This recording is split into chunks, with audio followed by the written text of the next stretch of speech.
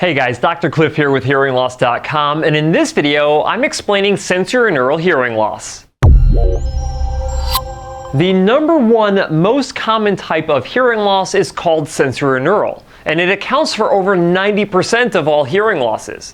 It's called sensorineural because the hearing loss is caused by either damage to the cochlea, which is your sensory organ, or damage to your auditory nerve that is responsible for sending neural impulses from your cochlea up to your brain.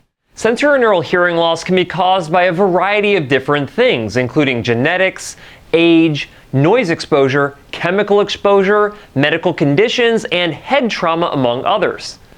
Sensorineural hearing loss can be perceived in many different ways, including but not limited to difficulty hearing soft talkers, being able to hear that someone is talking but not understand what they're actually saying, difficulty understanding speech and background noise, and difficulty understanding dialogue on the TV. In most cases, the development of sensorineural hearing loss is gradual and can often take several years to perceive, which means that if you are noticing hearing difficulty due to sensorineural hearing loss, you've probably already had hearing loss for a while. Now, there are technically three different types of hearing loss, of which sensorineural is one of them. The other two are called conductive hearing loss and mixed hearing loss. Identifying which one you have requires having your hearing tested by an audiologist or a hearing instrument specialist. Comprehensive hearing tests only take about 20 minutes and can easily determine if you have a sensorineural hearing loss, conductive hearing loss, or mixed hearing loss.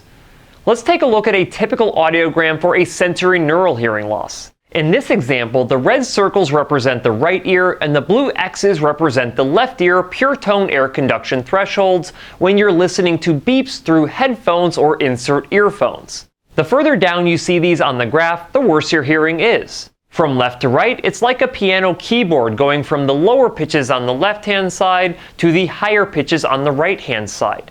However, to determine if this is a sensorineural hearing loss, we have to identify where your pure tone bone conduction thresholds are. This is where we use a headband to send the vibration of sound directly into your cochlea and bypass your ear canal, eardrum, and middle ear space. These bone conduction scores are indicated by the red and blue brackets that you also see on the graph.